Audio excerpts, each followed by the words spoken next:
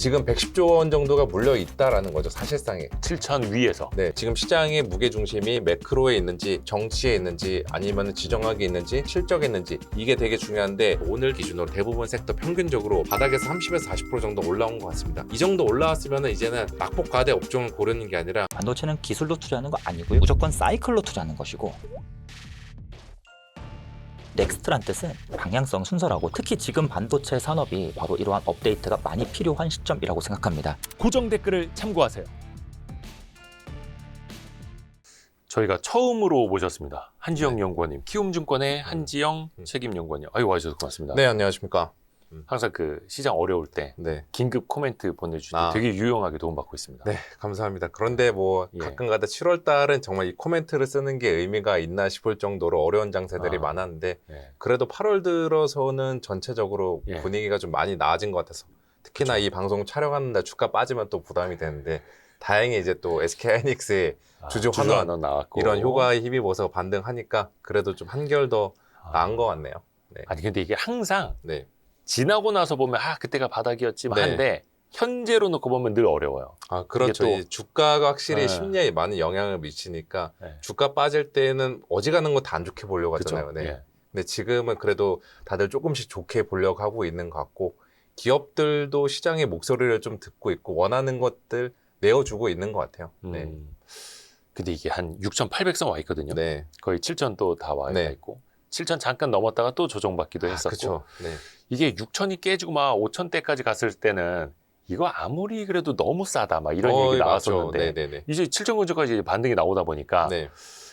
여기서 좀 그 차익 실현을 하고 가야 되나 아니면은 이렇게 본전 왔으면 한번 꺾고 가야 돼 이런 네. 고민 또 많아지는 시점 맞습니다. 아닌가요? 딱 그리고 지금 6,800, 7,000 이 레벨이 네. 그 121선이라고 이제 중기 추세선에 딱 걸쳐 있어요. 예. 그 7,000도 뭔가 이제 상징적인 레벨 같은데 지난주에 7,000 맞고 이제 아래로 떨구고 이번 주도 오늘 7,000 돌파할 뻔했는데 이제 좀 부족한 상태고 전체적으로 지금 방향성에 대해서 많은 분들이 이제 그 질문 주신 것처럼 그렇죠.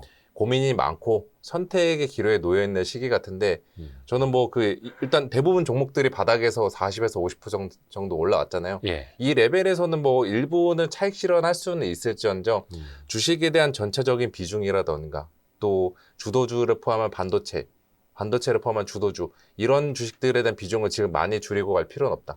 저는 지금보다는 더 높은 레벨에서 팔 수 있는 기회들이 올해 연중에 연말까지 걸쳐서 주어진다라고 좀 보는 입장입니다. 더 비싸게 팔 수 있는 기회 온다. 네. 근데 중간에 한 번씩 그 고민이 되는 지점이 있을 것 같아요. 그 매물대에 대한 부담들. 그냥 이거부터 하나 좀 말씀을 드리면은 네네네. 저는 일단은 그 올해 연말 안에 연간으로 봤을 때 네. 연말까지 봤을 때 9,000포인트까지는 한번 우리가 돌파는 시도를 해볼 만하다. 이렇게 좀 생각하고 있습니다. 네. 그런데 한 달 정도의 기간을 놓고 보면은 그 한번 우리가 그 물량에 대한 좀 부담들 소화하고 가야 되는 검증대가 좀 검증대를 통과해야 될 것 같아요. 이거 잠깐만 보여드리면은 네. 뭐 표를 많이 준비해 주셨어요. 그 이거는 그 올해 사실상의 시장을 끌고 왔던 주체가 외국인이라기보다는 상반기 때만 놓고 봐도 거의 네. 개인 투자자분들이셨잖아요. 네. 아마도 이렇게 그 여기 와이스트릿 같이 좋은 방송들 보면서 다들 열심히 돈을 버셨던 분들인데 저는 이제 그래서 개인 그 투자자의 수급을 한번 지수대별로 분해를 해봤어요. 예. 올해 지수대별로 얼마나 매수를 했는지. 근데 저희 파란색 막대 그래프가 개인이고 분홍색이 금융투자인데 금융투자를 개인 수급으로 넣은 것도 ETF를 ETF. 사면 금융투자 잡히니까 그렇죠. 사실상의 그냥 동체라고 보시면 될 것 같습니다.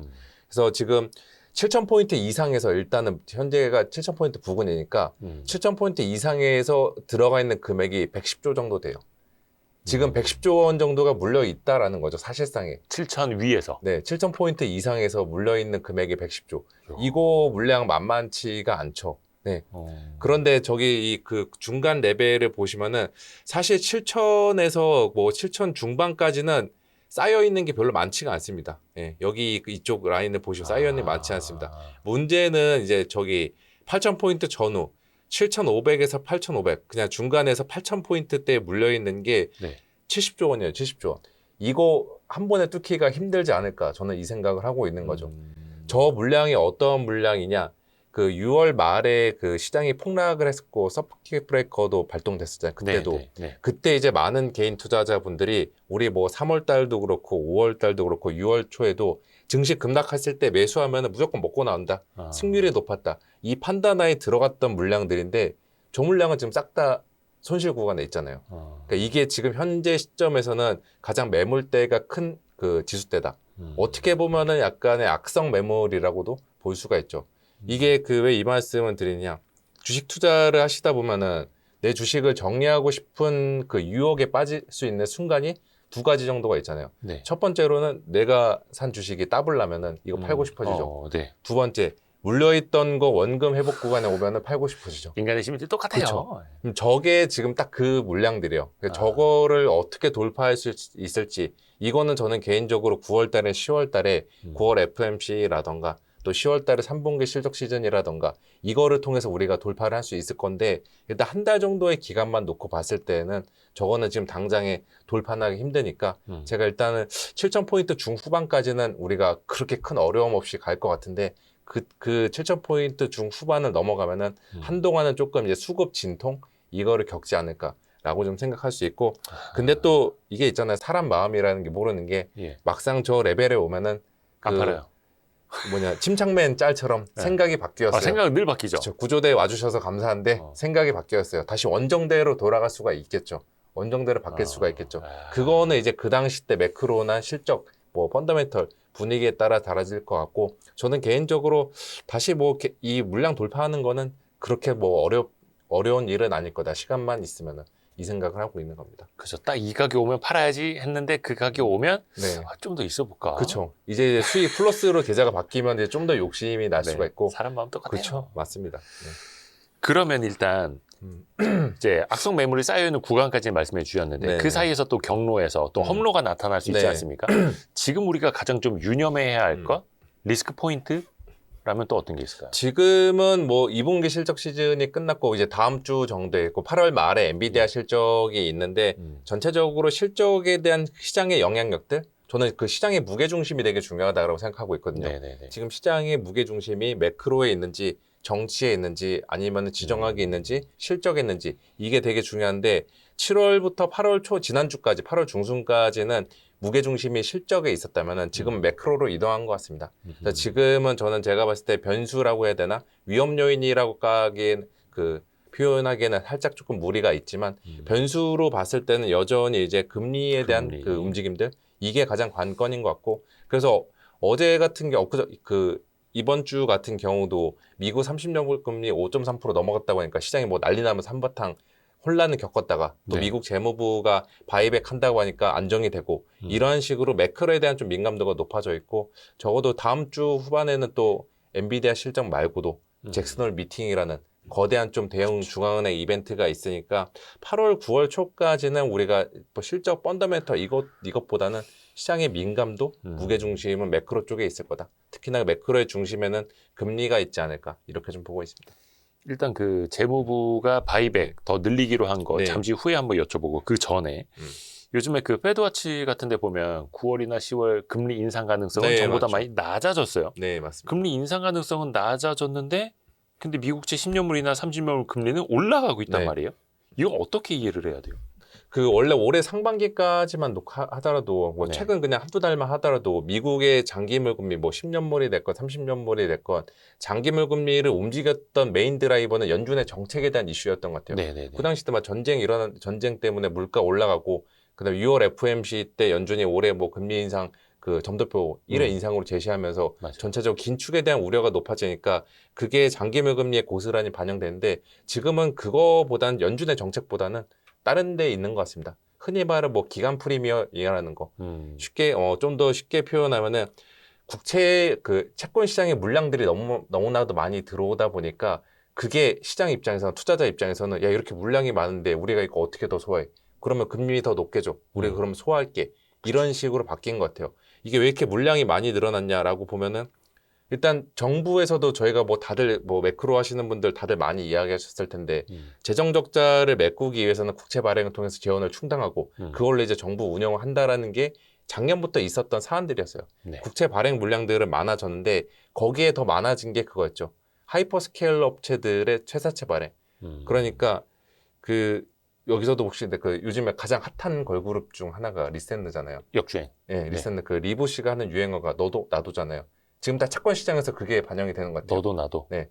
채권 우리 회사채 발행해? 그럼 너도 나도 발행하면서 이런 식으로 채권 발행량이 굉장히 늘어나니까 문제는 이제 그거를 받아줄 만한 수요처는 중앙은행이나 보험사들 그렇게 큰 기관들인데 얘네들이 이 늘어나는 공급들을 다 따라가지 못하니까 그게 금리 상승의 이슈로 연결이 되고 있는 것 같습니다. 이 재무부가 바이백한 거는 일단 뭐 마중물, 목을 축이는 정도인데 전체적으로 우리가 그 금리가 저금리로 돌아가는 거 혹은 낮은 금리 레벨로 돌아가는 거 이거는 당분간은 우리가 조금 기대는 접어둬야 되지 않을까. 고금리에 익숙해질 수밖에 없는 게 현재 상황인 거고 이제 중요한 거는 금리의 절대적인 레벨도 중요한데 올라가는 속도가 더 중요한 것 같아요.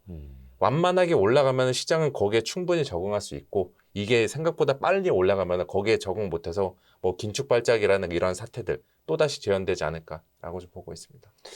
그러니까 재무부의 바이백. 그러니까 쉽게 말하면은 내가 발행했던 채권 빨리 좀 일부는 되살게라고 네. 갚아주는 거고 그게 또 시장의 유동성에 도움이 될 수 있겠지만 너무 얼어붙으려고 하던 걸 약간의 온기만 줄 뿐. 네, 이것도 뭐 맞죠. 활활 타오르게 할 수는 없다라는 거죠. 한계는 그렇죠. 있다. 네, 그렇게 되려면은 정부 입지, 미국 재무부도 그렇고 그다음에 뭐 일본이나 다른 유럽의 선진국 중앙은행 그 정부들이 국채 발행을 줄인다라고 발표하면은 그때부터는 이제 전체적으로 공급이 줄어드니까 국채 그 공급 발행량이 줄어드니까 금리는 안정을 도모할 수 있을 것 같은데 이게 올해만 놓고 보면은 당장에 그렇게 줄이기는 힘들 거다라고 좀 생각하고 있죠. 그래서 우리 시장 자체가 이 높은 금리에 저는 적응해야 되는 그 사안이고 그런데 그 30년물 금리가 최근에 유행 되게 이제 시장에서 많이 보는 지표가 되긴 했는데 사실상의 미국 10년물이 더 중요한 것 같아요.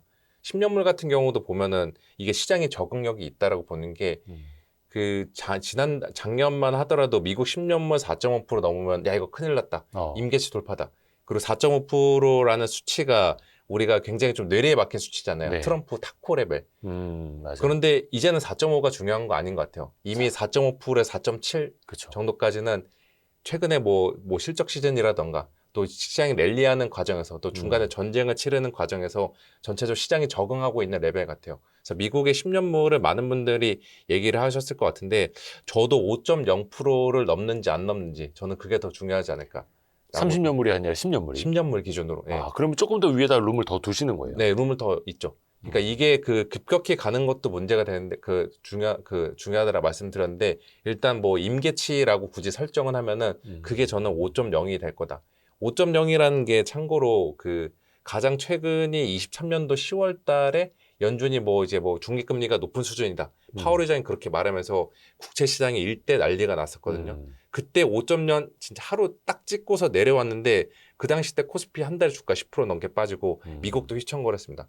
그 레벨을 다시 뚫고서 올라가는 게 저는 시장에 지금 조심해야 되는 임계치인데 아직은 저는 그런 레벨은 아니다라고 좀 생각하고 있죠. 아하, 5.0, 10년물 기준으로. 네. 근데 그거를 사실 뭐 미국 재무부도 그렇고 트럼프 네. 대통령도 계속해서 주시하고 있고 네, 맞습니다. 최근에 트럼프 대통령의 말과 행동을 보면 이란 쪽에서 뭔가 안 풀리니까 자꾸 이제 초점을 북한에다 네, 맞추고 왠지 그런 그 그렇죠? 느낌이 있죠. 네. 국채 쪽으로 이거 금리 잘 안 풀리니까 물가 안 풀리니까 코인 쪽으로 막 포인트를 네, 두고 맞습니다. 있고 약간 이렇게 방향을 또 우회하는 게 느껴지죠. 네, 맞죠. 특히나 이란 쪽은 그냥 아마도 많은 분들이 보시겠지만 이건 거의 미국이 끌려다니면서 약간 지는 게임으로 되어가고 있는 것 같아요. 근데 본인 입장에서는 이거를 우리가 패배를 승리하는 거는 뭐 꿈도 못 꾸는 일이니까 어떻게든 시선을 분산한다던가 아니면은 그냥 쉽게 저희 뭐 일상적인 표현대로 이란과 서로 간에 뭐 호르무즈협 통행세를 뭐 허용해주고 제재 일부 풀어주면서 전쟁을 끝내는 쌍방 약간 정신승리 형태로 저는 이 전쟁 자체가 마무리될 것 같다. 이렇게 좀 생각하고 있죠. 그 주식시장뿐만 그리고 전쟁이 어떻게 보면은 계속 되고 있는 거긴 한데 지금 아까도 잠깐 무게중심을 말씀드렸는데 지금 시장의 무게중심은 전쟁 쪽에서 좀 비껴 나간 것 같습니다. 이거를 우리가 확인을 할 수가 있는 게 예. 이것도 한번 그 보여드리면은 네. 네, 이거는 그 BOFA에서 제가 매달마다 챙겨보는 서베이 설문조사 데이터인데 예. 전 세계 펀드 매니저들을 대상으로 여러 가지 설문조사를 하고 있어요. 뱅크 오브 아메리카. 네, 뱅크 오브 아메리카. 그런데 이걸 보시면은 이거 내용이 당신들이 생각을 했을 때 지금 시장에서 가장 위험한 것들이 뭐냐? 그러니까 증시 방향성이나 금융시장의 일대 그 패닉을 발생시킬 수 있는 잠재적인 이벤트가 뭐냐라고 하니까 AI 버블이 붕괴된다던가 아니면 인플레이션이나 국채금리 급등 여기에 대해서 지금 다들 가장 우선적으로 많이 신경 쓰고 있지. 맨 아래 보시면은 지정학적 충돌, 미이란 전쟁이죠. 네. 이거는 지금 이들의 관심사에서도 지금 중위권으로 좀 멀어졌습니다. 멀어지고 있어요. 네. 그래서 지금 중요한 거는 AI 쪽과 관련된 그 뭐 아. 투자 사이클이라든가 수익성 우려들 아니면은 금리나 연준의 정책과 같은 매크로 이게 더 중요한 시점이 됐다라고 좀 보시면 될 것 같습니다. 하기사 전쟁은 벌써 그 미국이 이란을 공습한 게 한 반년 그러니까 됐어요. 어느새 이렇게 됐죠. 예, 네. 2월 말일 막 3월 첫날 막 그쵸. 요 사이였는데 야, 벌써 6개월 지나다 보니까 네. 근데 금융시장은 이미 적응한 거예요. 네, 그래서 유가 같은 경우도 최근에 중간중간에 WTI 기준으로 위로 튀면서 네. 그 막 유가 급등으로 인한 증시 조정 이런 식으로 증시 나오긴 헤드라인에 많이 하는데. 나왔잖아요. 근데 유가가 지금 $80 이상으로 잘 안 올라가고 있잖아요. 올라갈 만하면 중간에 또 또 한번 내려오고. 떨어지고. 예. 그러니까 전체적으로 지금 유가도 그렇고 증시 주식시장도 그렇고 미국과 이란의 그 영향력들이 갈수록 축소가 되고 있다. 이렇게 보시면 될 것 같습니다. 참 이게 사람 사는 세상이 그래서 무서운 것 같아요. 네, 적응을 하면 아무리 큰 호재도 다 적응을 하면 네. 더 높은 실적 가져와 막 이런 거 있고. 그쵸. 그 7월 달이 그랬죠. 뭐 전자 실적 그렇게 서프라이즈 냈는데도 그 주가 막 더 가져오라고. 그 서킷 브레이크 걸리고 이게 진짜 심리가 무섭고 내러티브가 무서운 것 같습니다. 그러니까 전쟁이라는 악재도 반년 만에 적응해버리고. 네, 맞습니다. 근데 아까 금리 이야기 나와서 네. 그런데 좀 이제 걱정되는 게 이 캐빈 허시 체제의 연준에서 네. 혹시나 이 그립감을 놓쳐버리면 어쩌나 신뢰감이 떨어지면 그쵸. 어쩌나 그래서 금리가 튀어버리는 것 아닌가 이른바 왜 채권 자경단이라고 하지 않습니까? 네, 뭐 그런 얘기가 있었죠. 매달 연준을 둘러싸고는 항상 그들의 존재가 존재했었죠. 보이지 않기는 하지만. 네. 그냥 금리가 시장에서 확 그냥 올려버릴 수도 있다. 네, 네. 그 염려는 혹시 안 해도 됩니까? 그건 염려는 굳이 안 해도 될 것 같아요. 케빈 어시도 그냥 시장의 금리를 맡기는 그 쪽으로 가고 있는 것 같아요. 이번에 7월 FOMC 때 인터뷰를 보면은 시장 금리 올라가는 것 자체가 사실상의 뭐 긴축 효과를 네. 내고 있다라고 보고 있고 약간 모호하게 이야기하는 측면들이 있죠. 근데 그게 케빈 어시 파월과 다른 큰 차이점 같아요. 또 조만간에는 뭐 점도표를 폐지할 것 같고 기자회견도 축소를 검토하고 있고 지금 캐비넛이 바뀌고 나서 연준 위원들이 그 뭐 세인트 루이스라던가 뉴욕 연은이라던가 지역 연은 총재들의 발언 횟수들이 갈수록 많이 줄어들고 있습니다. 연준이 지금 말을 아끼고 있는 단계로 들어가고 있는 게 현재 상황인 것 같은데 이거를 크게 염려하지 않아도 되는 게 이것도 저는 시장에 적응할 수 있는 사안이고 그리고 결국에 중요한 거는 우리가 본질적으로 봤을 때 연준위원들 한동안 뭐 인플레이션 가지고서 톤을 되게 세게 말하고 네. 매파적으로 이야기하고 이번에 7월 FOMC 때에도 의사록을 보니까 예. 금리 동결에 투표한 사람들조차 이거 인플레이션 높게 올라면 우리 금리 인상을 좀 해야 되지 않을까 이런 식의 염려를 표명했던 거죠. 그런데 연준은 우리가 봐야 되는 게 본질적으로 그 후행적인 입장, 데이터 후행적인 성향들. 그러니까 우리도 그러면은 시장도 데이터를 보자라는 거죠. 향후의 인플레이션의 향방이라든가 고용의 향방 이게 어떻게 진행이 되는지가 저는 더 중요한 시점이 되어 가고 있다. 그러니까 아무리 연준이 예전보다는 커뮤니케이션을 줄이고 간다고 하더라도 그들의 데이터를 보고서 움직이는 그 기본적인 성향은 바뀌지 않았다. 그래서 저는 이것도 하나 보여드리면은 네. 그 올해 저는 금리 인상은 없을 거다라고 보는 게 예. 여기 왼쪽 그림을 보면은 왼쪽 그림은 연준 위원들 뭐 그 연설했을 때 거기에 나왔던 그 단어들의 톤을 분석해가지고 발언 수위를 만든 게 블룸버그 제공하고 있더라고요. 네. 그래서 저걸 보면은 확실히 이 파란색 선이 위로 올라가면 연준의 발언이 매파적으로 가는 거고 아래쪽으로 하면 비둘기파적으로 가는 건데 네. 최근에는 이게 다들 매파적 쪽으로 지금 예. 돌아섰죠. 근데 이들이 매파적으로 돌아선 거는 결국에는 에너지 인플레이션이 높아져서 그렇게 그렇죠. 매파적으로 돌아선 건데 지금 인플레이션은 저는 갈수록 낮아질 거다라고 보고 있는 것도 오른쪽 그림에서 보시는 것처럼 이거 굉장히 좀 좋은 데이터에서 좀 소개를 해드리고자 네. 갖고 왔는데 미 샌프란시스코 연은에서 인플레이션 충격 모멘텀 지수라고 사실상의 인플레이션 선행 지표를 그들이 만든 게 있어요. 이거를 보니까 지금 4월 달에 고점을 찍고서 이게 지금 계속 내려가고 있습니다. 예. 7월 달까지도.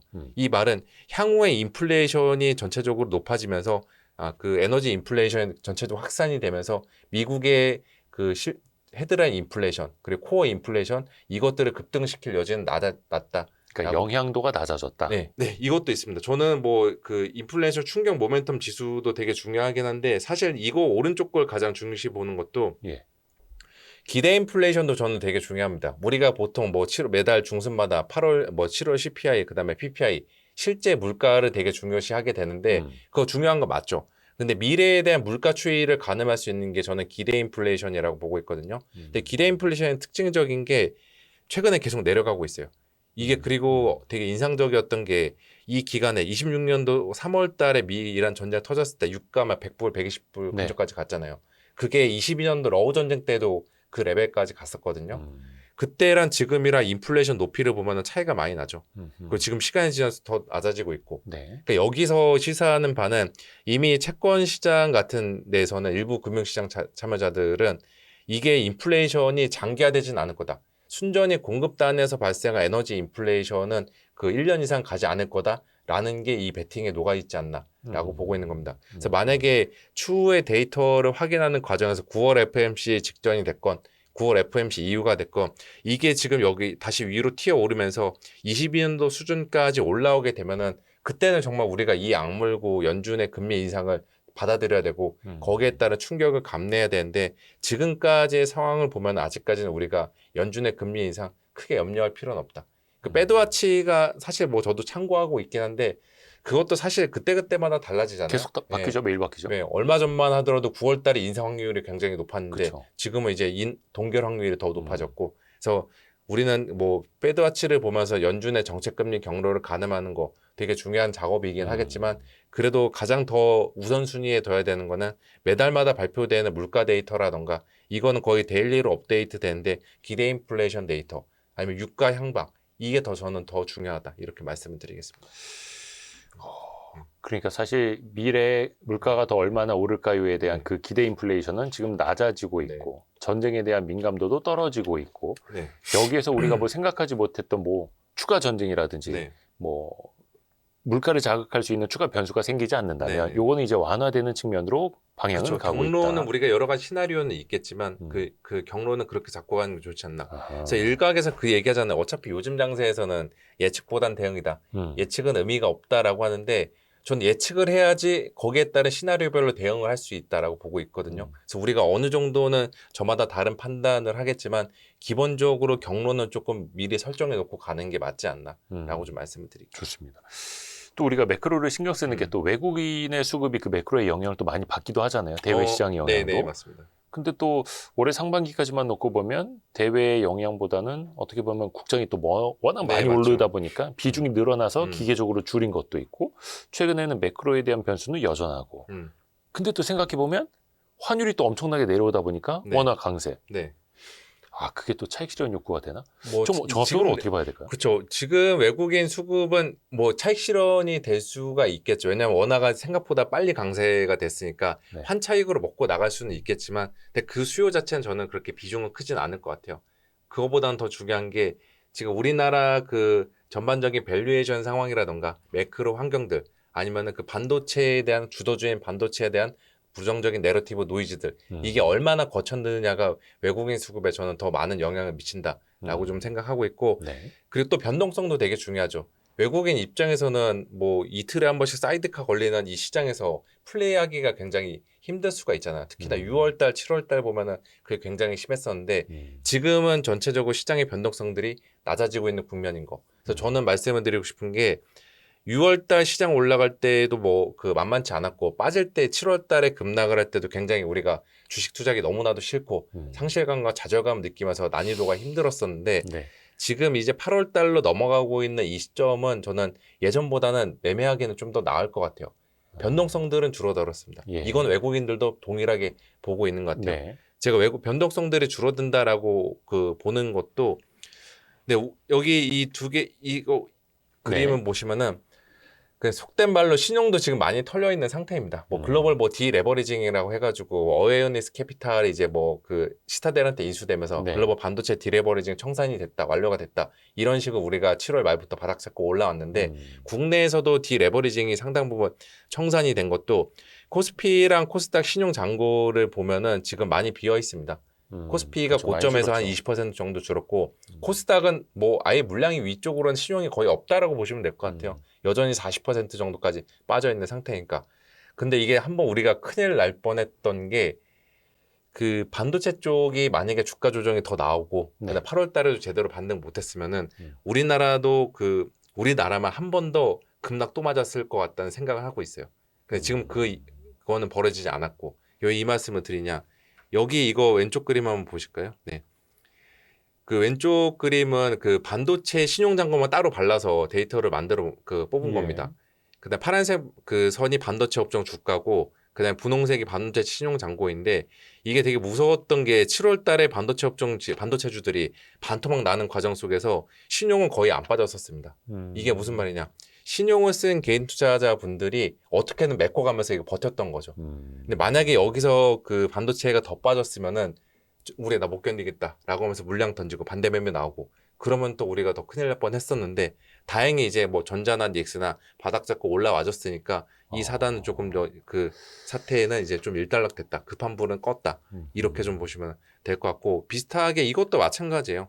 그 한국 사람들이 참 그 레버리지를 되게 좋아한다라고 생각하는 게 여기 왼쪽에서 보시면은 단일 종목 레버리지도 순매수 누적으로 보면은 주가 빠지는데 순매수는 안 줄어들고 있죠. 그 많은 분들이 이걸로 물을 타고 계셨던 거예요. 네. 레버리지로. 네, 레버리지로. 물리면서도 2배로 계속 물타. 그렇죠. 왜냐하면 우리나라는 레버리지가 기본적인 특성이라고 보는 게 그렇죠. 한국 증시 지쳤다고 서학으로 넘어갔는데 미국으로 갔는데 미국에서도 3배 레버리지 하고 있었잖아요. 네. 그러니까 레버리지 저는 되게 나쁜 건 아닌 것 같습니다. 그래서 이렇게 물을 타고 있는 전략들도 일단 소기의 성과를 달성을 했고 한 가지 우려스러울 수 있는 부분이 이게 있죠.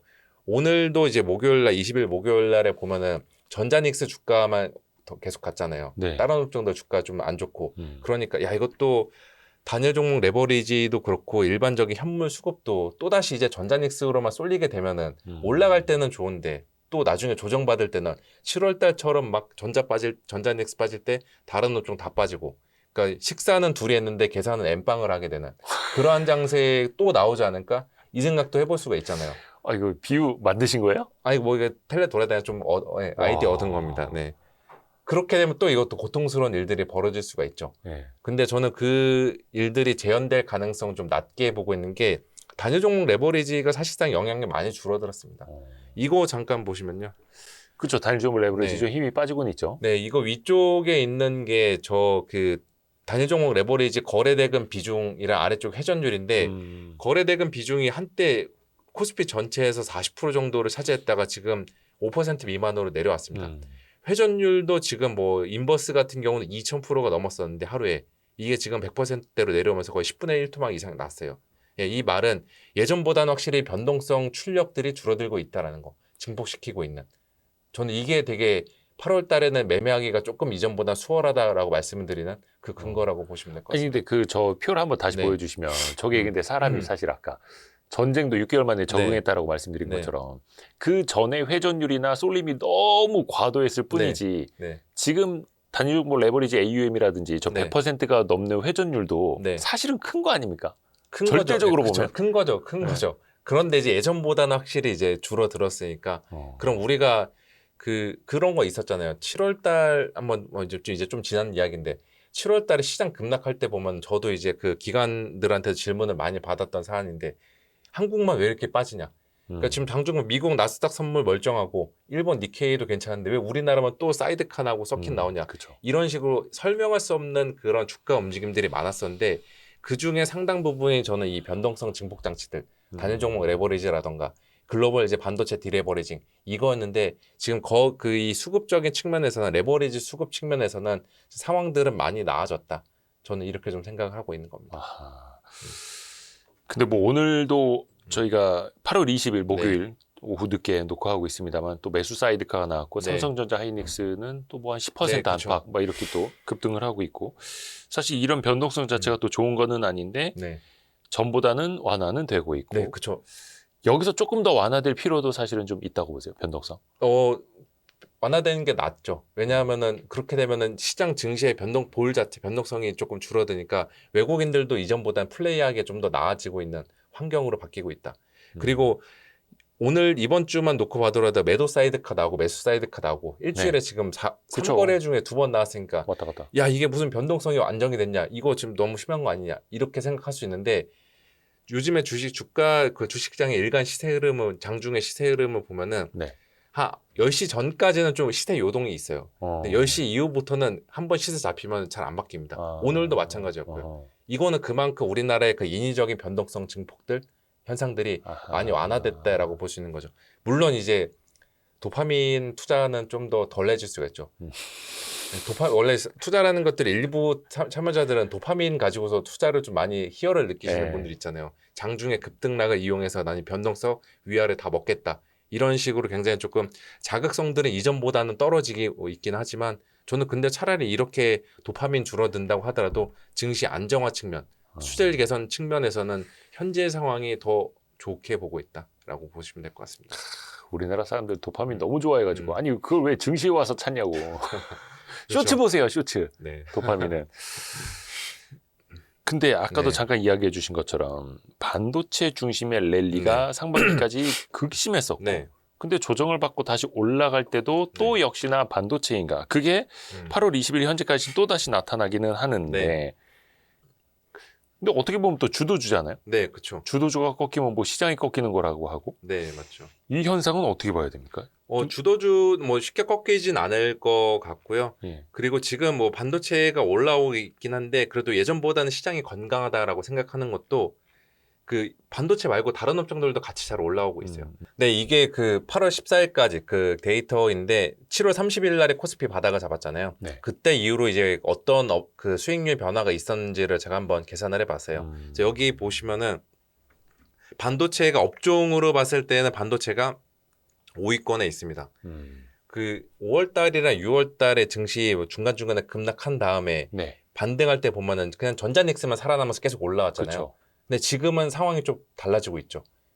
다른 업종들도 같이 올라오고 있는 겁니다. 그래서 지금 IT 하드웨어가 이제 그 MLCC 업종들 있는 것들, 기계, 전력기기, IT 가전이 뭐 로보틱스, 건설, 원전 이런 업종들이 반도체보다 지금 그 지난주 기준으로 봤을 때는 높은 수익률을 내고 있고 종목 단으로 봐도 바닥에서 지금 어디가 많이 올라왔냐라고 보면은 오늘 이제 전자닉스 올라왔으니까 얘네들이 조금 더 이동했을 겁니다. 근데 이번에 보시면은 전력기기 요즘에 계속 좋고 그다음에 그 MLCC 업체들 또 그 원전 업체들 이런 업체들도 지금 같이 더 상위권에 최상위권에 있다는 점을 봤을 때 예전보다는 우리가 시장의 건강함이라고 해야 되나 순환매, 업종의 분산, 수익률의 폭 이런 것들이 훨씬 더 나아지고 있는 환경이다라고 보시면 될 것 같아요. 그래서 앞으로도 저도 드리고 싶은 말씀이 섹터를 업종을 선정해 갈 때 솔직히 상반기 때 그냥 전자닉스의 그렇죠. 비중을 얼마나 실느냐가 투자자들의 성과를 갈랐는데 그렇죠. 이번 이제 하반기로 넘어오고 특히나 이번에 이 거대한 폭락을 겪고 나서는 굳이 삼성전자, SK하이닉스에 뭐 몰빵할 필요는 없을 것 같아요. 거기가 아니더라도 다른 섹터들을 통해서도 우리가 충분히 7월 달에 터졌던 그 수익률 그 손실분을 만회해갈 수 있다라고 보는 게 제가 가지고 있는 생각입니다. 왜냐면은 단일 종목 레버리지 AUM이 안 줄어들고 이쪽으로 거래대금 비중 계속 높아졌으면은 역시나 이제 8월 달도 그렇고 하반기 남은 기간 동안에도 우리는 삼성전자나 SK하이닉스만 가지고서 승부를 봐야 되는데 지금은 이제 그러한 상황이 아니게 됐으니까 다른 섹터들도 우리가 눈여겨볼 필요는 있다. 이렇게 좀 보고 있는 겁니다. 근데 이제 반도체 좋습니다. 뭐 다른 쪽으로도 매기가 확산은 되고 있고, 근데 최근에 보면은 물론 이제 삼성전자, 하이닉스의 조정 이후이기도 했었습니다만 가파르게 올라가던 실적 추정 전망, 이 컨센서스가 조금 누웠잖아요. 살짝 누웠죠. 네. 그리고 최근에 보면 약간 조금 줄기도 했더라고요. 네, 맞습니다. 이건 좀 어떻게 봐야 될까요? 근데 이거는 그 약간 구간별로 나눠서 봐야 되는 게 26년 컨센서스는 올라가고 있고 27년이나 28년은 조금 내려가고 있어요. 이거 왼쪽 보시면은 이제 26년 맨 아래에 있는 게 26년이고 그다음에 위에가 분홍색 선이 27년, 맨 위에가 회색색 28년인데 27, 28년도 거는 지금 살짝 꺾였어요. 근데 꺾여봤자 1조에서 2조 정도 하향된 겁니다. 그렇죠. 근데 솔직히 말해서 1354조 원이나 1352조 원이나 그냥 또이 아닙니까? 저거 삼전 닉스 합친 거죠? 네, 다 합친 거 코스피 전체적으로 된 겁니다. 다. 예. 근데 이제 이것도 없지. 어차피 26, 27년도 되면 이것도 어떻게 될지 모른다라고 보시면 될 것 같아요. 근데 많은 분들이 지금 걱정하는 게 오른쪽 그림 같아요. 이게 오른쪽은 향후 4개 분기별 코스피 영업이익 컨센서스 변화인데 예.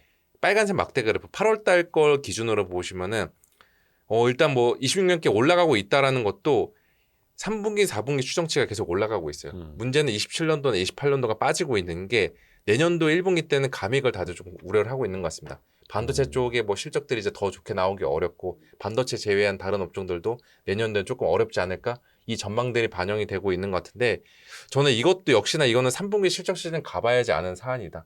라고 좀 생각하고 있습니다. 그 이후에 조금 상향되거나 네. 어떻게 되는지는 가봐야 안다. 그렇죠. 그리고 지금 절대적인 금액 말고 다들 우려를 많이 했던 게 증가율 금액 말고 그 절대 금액 말고 증가율이 꺾이는 거 그쵸. 이게 가장 조금 성장세. 문제였던 거. 성장률이 꺾이는 예. 거. 그게 가장 시장에 민감된 사안이었는데 근데 따지고 보면은 증가율이 꺾이는 거는 우리가 이미 올해 내내 다 알고 있었던 사안이에요. 네. 가령 이거 그림으로 보시면은 올해 4월 달 이후로 보면은 그 26년도랑 27년도, 28년도 증가율 자체가 25년도에 비해서 꺾이는 게 확실히 눈에 들어올 겁니다. 예.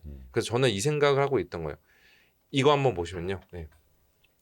확실히 이거는 그 주가 코스피 월간 주가 상승률이랑 코스피 12개월, 향후 12개월 동안의 영업이익 증가율을 전년 동월 대비로 같이 축에 놓고서 비교해 봤어요. 네. 근데 이거 보시면은 가격 변화율 관점에서 봤을 때 이게 주가랑 실적은 가치가 가는데 분홍색 동그라미 친 데서 보여드린 것처럼 이익이 꺾이기 전에 기가 막히게 주가가 먼저 반응을 합니다. 그쵸, 예. 그쵸. 증가율이 언제 꺾이는지가 저는 되게 중요한 건 맞긴 맞아요.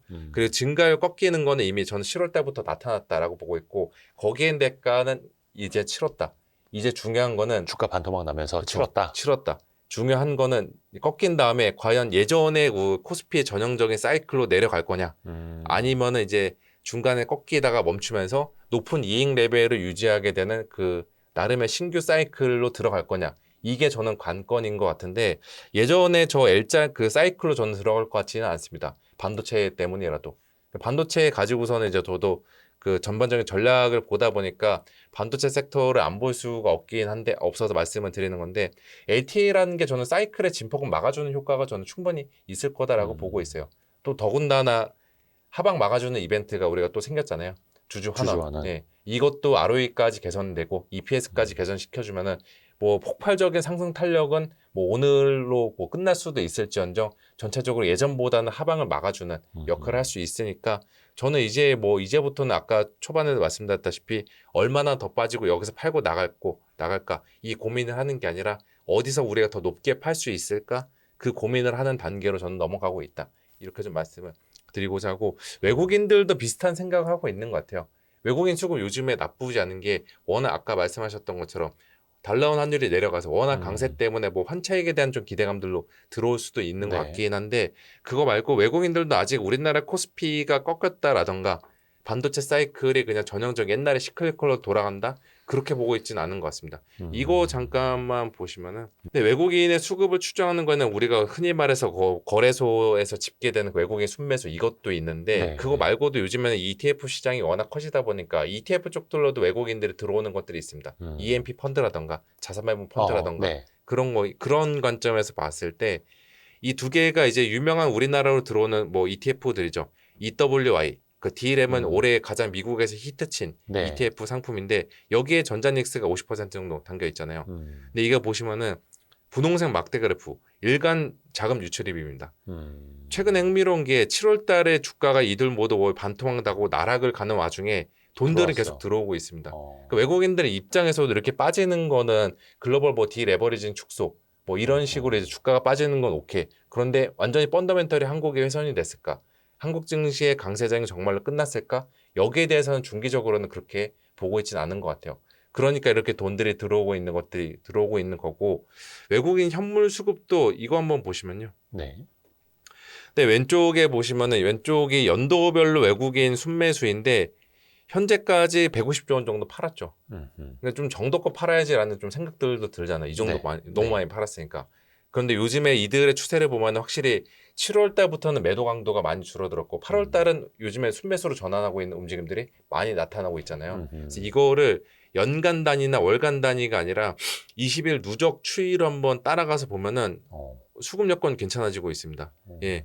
20일 누적 순매수 관추이를 봤을 때는 확실히 7월 초를 기점으로 얘네들이 올라오고 순매도는 거의 중단하고 순매도 규모를 줄여가면서 이제 거의 뭐 플러스로 앞두고 있는데 외국인 전반적인 뭐 액티브 수급이라던가 패시브 수급들 상반기보다 저는 나아지고 있는 게 지금 그 제가 가지고 있는 생각이고 아까 말씀드렸던 그 8,000포인트대에 모여 있는 그 악성 매물, 잠재적인 매물도 저는 뭐 새로운 개인들 아니면 기존의 개인들이 돌파를 시켜줄 수 있겠지만 외국인의 힘도 상당 부분 가세하지 않을까 저는 이렇게 좀 생각하고 있습니다. 좋습니다. 그러니까 최악은 분명히 넘어서고 있고 수급적으로도 개선이 된 흐름이 나타나고 있고 이제 중요한 거는 결국에는 이제 여기서도 또 수익률 게임이 네, 펼쳐질 맞습니다. 텐데 뭐 반도체에 대한 주도주에 대한 이야기도 했습니다만 사실 그거는 하방은 어느 정도 막아줄 네. 수 있는 LTA건 네. 주주 환원이건 그럼 이제 상방은 뭘로 열어갈 것이냐 이제 적잖은 사람들이 기대를 하는 게 뭐 호남 반도체에 비롯해서 뭐 용인도 마찬가지고 네. 설비 투자 이제 늘릴 것 네, 아닙니까? 맞죠. 그럼 이게 코스닥의 소부장이나 이제 장비주 전공정 쪽으로 넘어와야 되는데 네. 코스닥은 이제 분위기가 아직은 좀 엄하지 않습니까? 뭐 그쵸 살짝 애매하죠. 네. 조금 더 온기가 퍼져야 개별 종목 장세에도 나타날 수 있는 거잖아요. 네, 맞습니다. 근데 저는 일단은 온기가 퍼지고 있다라고 퍼지고 네. 있고. 왜냐하면 동일 가중 지수로 봐도 그렇고 아까 섹터 보여드렸다시피 네. 바닥에서 올라오는 업종 중에 반도체보다 더 세게 올라온 업종들이 있잖아요. 지금은 온기가 퍼지고 있고 코스닥도 최근에는 많이 그래도 바닥에서 코스피보다는 상승 탄력 자체가 강해지고 있습니다. 그렇죠. 600대에서 네. 800대까지 왔으니까. 그래서 코스닥도 이제는 우리가 계속 예전에는 코스닥 거의 올해 상반기는 코스닥은 그냥 여기는 이제 시장기는 못한다라고 할 정도로 굉장히 되게 안 좋은 그 퍼포먼스를 연출했는데 하반기에는 지금 남은 기간 동안에 지금 9월달 뭐 8월 이후부터는 코스닥도 우리가 계속 들여다봐야 되는 장세.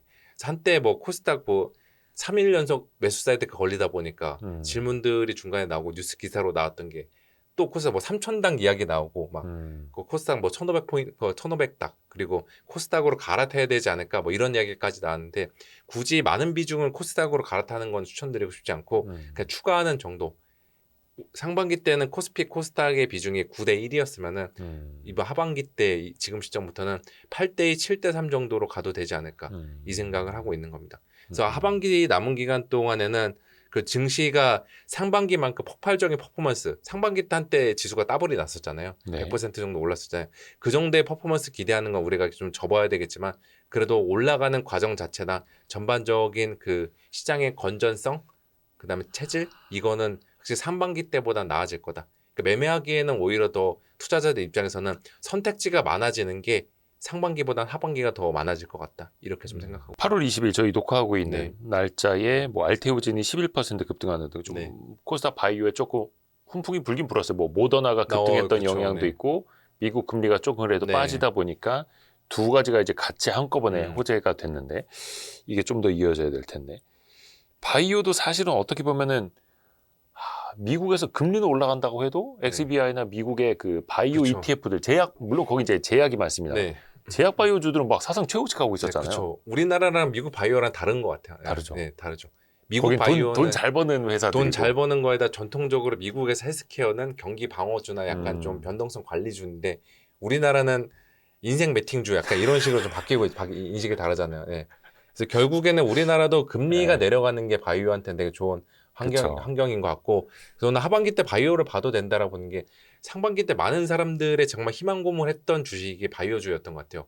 다른 주식들 중간에 그래도 한 번씩은 우리가 볼 만한 퍼포먼스를 내주긴 했는데 다른 섹터들은 바이오는 결국 그렇지 못했죠. 그쵸. 주가 자체가 너무 오래 쉬었던 것도 있는 데다가 또 쉬었던 것도 있지만 이제는 좀 달라지고 있는 게 그 금리는 저는 여기서 더 크게 튈 것 같지는 않습니다. 우리나라도 그렇고 미국도 그렇고 그 더군다나 아까 잠깐 보여드렸다시피 전체적으로 신용 자체가 가벼운 상태라는 거, 신용이 많이 쌓이지 않은 상태라는 거, 이러한 것들도 바이오주를 중심으로 코스닥한테는 한 번 더 이제 회복에 대한 모멘텀들, 그 코스피와 키 맞추기에 대한 모멘텀들 이것들은 제공하지 않을까 이 생각을 하고 있습니다. 그렇죠. 사실 이제 코스닥 자체가 그러면은 뭐 바이오 2차 전지, 네. 반도체 소부장, 뭐 거의 그렇죠. 좀 로봇까지도 네네. 이렇게 움직여야 될 텐데. 이게 사실 아까도 그래서 네. 이제 코스닥 비중은 코스피가 9라면 네.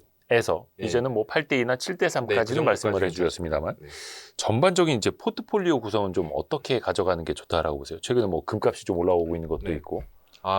저는 금 투자는 여전히 저는 선호를 합니다. 금 투자는 괜찮을 것 같은 게 중간에 분명히 또 전쟁이라든 리스크라던가 그 시장이 이제 예상 밖은 아니고 예상이 있는 약간 또 다른 불확실성들이 중간중간에 있을 것 같아요. 그래서 어떻게 하면 자산 배분 차원에서는 그쵸. 유형 관리 차원에서는 금에 대한 비중은 저는 뭐 그래도 20% 전체 포트에서 20% 15에서 20% 정도는 갖고 가도 좋지 않을까라고 좀 생각을 하고 있습니다. 주식 중에서는 주식만 놓고 보면은 네.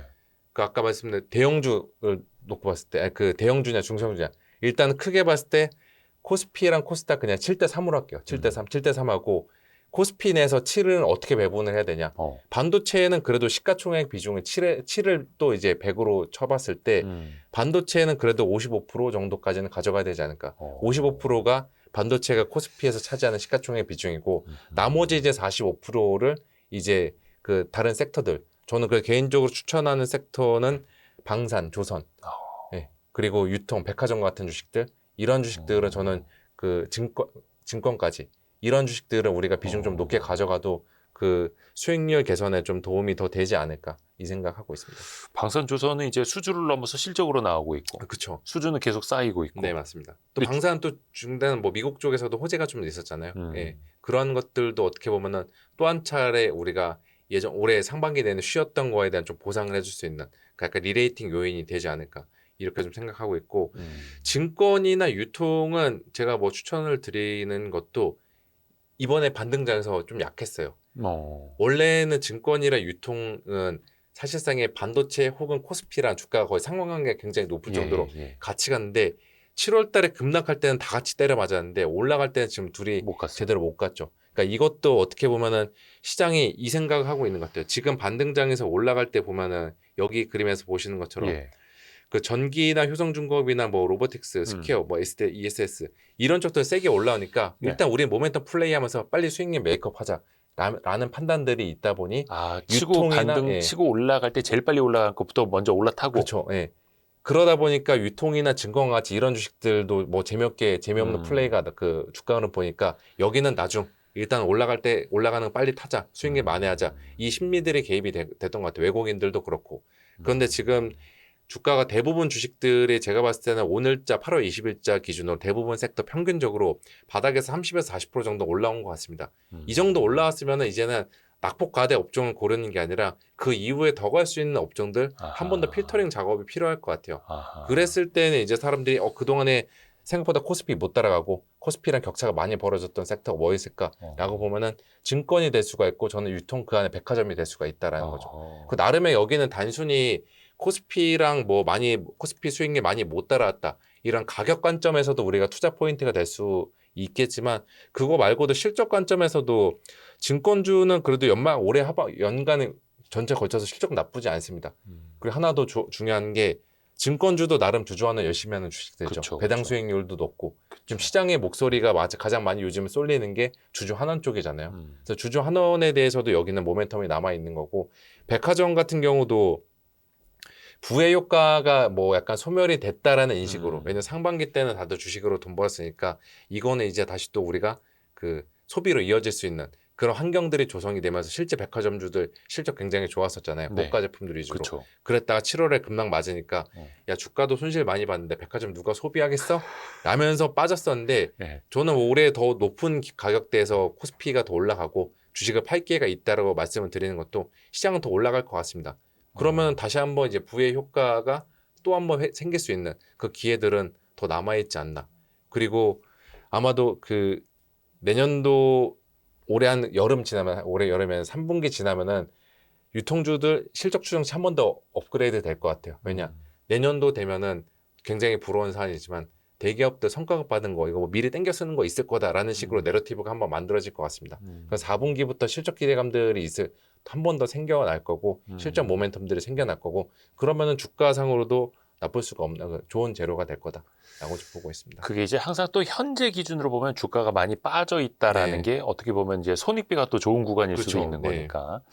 그러니까 사실 근데 저도 그 걱정은 했었어요. 이제 증권주가 그래도 상반기보다는 좀 하반기로 가면서 네. 거래 대금이 많이 줄었잖아요. 많이 줄었죠. 네. 또 그거를 반영하는 것 아닌가 싶었는데 네. 오히려 빠진 주가 대비로 봤을 때는 그렇죠. 괜찮다라는 거예요. 그렇죠. 그리고 주주 환원에 대한 것들은 아직 그 가격에 반영이 안 된 것 같습니다. 증권주 쪽들은. 여기는 뭐 이번 실적 시즌뿐만이 아니라 3분기 때도 그렇고 연간에 전체 걸쳐서 주주 환원에 대한 의지가 높은 증권사들 꽤나 많아지고 있거든요. 특히 그 고배당 기업으로서 그쵸. 세제 혜택 받으려고 하는 것들. 맞습니다. 예. 그것들 한번 그 시장에서는 아직 거기에 대해서는 무게 중심으로 많이 이동 안 하다 보니까 전 증권주가 요즘에 퍼포먼스가 싹 훌륭하지 않다라고 생각하고 있는데 이거는 또 시간의 문제라고 좀 보고 있습니다. 사실 어떻게 보면 상반기까지는 증권주랑 그 백화점주랑 좀 베타가 비슷하지 네, 않았나요? 맞습니다. 예. 증권주 어떻게 보면 다 베타- 반도체 수혜주 아니었습니까? 그렇죠. 다 반도체 수혜주였죠. 근데 이번에 반등장에서는 반도체랑 코스피만 반등 나오고 엇갈리고. 엇갈리고 있으니까 이런 좀 탈동조와 다이버전스도 우리가 뭐 트레이딩 관점에서도 충분히 플레이를 해볼 수 있을 만한 업종일 거다라고 보고 있죠. 근데 한지영 연구님도 되게 오래 봐 오셨겠습니다만 우리 시장에서는 뭐 하나 좋으면 다른 좋은 것도 덜 좋은 거는 눌려. 네, 맞죠. 맞죠. 여기만 가니까. 그리고 네, 어느 그쵸. 날은 뭐 어떤 섹터 오르면 다른 게 또 떨어지고. 네, 맞습니다. 이거를 어떻게 좀 바꿀 수 없나? 우리 시장이 사실 시총도 커지고 좀 규모가 커져도 그렇죠. 똑같아요. 그래도 그 예전보단 나아진 게 네. 단일 종목 레버리지라는 영향력이 축소가 됐으니까 다행이죠. 6월 달에는 그것 때문에 진짜 다들 전자닉스만 사러 가고 그렇죠. 중간에 되게 막 어이없었던 게 바이오 같은 경우도 6월 초였나 어디 업종이었지. 되게 큰 되게 호재성 그 기술 계약 체결 나왔었는데. 한미약품이었나? 네, 한미약품. 저 그날 딱 그 아침에 공시 나온 거 보고서 야 이거 일단 얘는 거의 뭐 상한가하고 바이오 섹터 다 반등하겠다라고 생각했는데 시작하자마자 웬걸 세론. 예, 세론 나오더니 다 전자닉스 사러 갔잖아요. 그 당시 때는 진짜 바이오는 무슨 기술을 걸려도 안 걸리는 장세. 예, 이러한 좀 주식이 되었는데 지금 바이오도 그렇고 전체적으로 시장의 그 마켓 브레스라고 하죠. 수익률의 폭, 수급의 질 이거는 저는 확실히 상반기 때보다는 지금이 나아지고 있는 구간이다. 이렇게 다시 한번 강조를 드리고자 합니다. 그러니까 그때 우스갯소리로 종전 기대감 전자닉스 호재, 한미약품 기술 수출 전자닉스 전자닉스 호재. 네. 근데 이제는 그러진 않는 것 같습니다. 네, 다행히. 그러게 뭔가 좀 우리가 아픈 지점도 네. 뭐 6월, 7월에 많이 느꼈고 네, 최악의 국면도 좀 넘어섰고 네, 또 우리 한지영 연구원님이 이렇게 딱 간결하게 네. 알기 쉽게 딱 정리를 네, 해주시니까 아이 뭐그잘 머릿속이 밝아진 알기 쉽게 느낌입니다. 이해가 되셨으면 저야말로 뭐 감사드립니다. 네. 또 우리 와이스트리 구독자분들이 네. 되게 좋아하실 것 같습니다. 자주 좀 모시겠습니다. 네, 아예 잘 시간 좀 부탁드립니다. 내주십시오. 네. 바쁘시겠지만. 네, 언제든지 불러주십시오. 아유 고맙습니다. 언제든지 불러달라 했습니다. 네. 박제됐습니다. 박제됐습니다. 키움증권의 한지영 연구원과 함께했습니다. 아유 고맙습니다. 네, 감사합니다. 고생하셨습니다. 고생하셨습니다.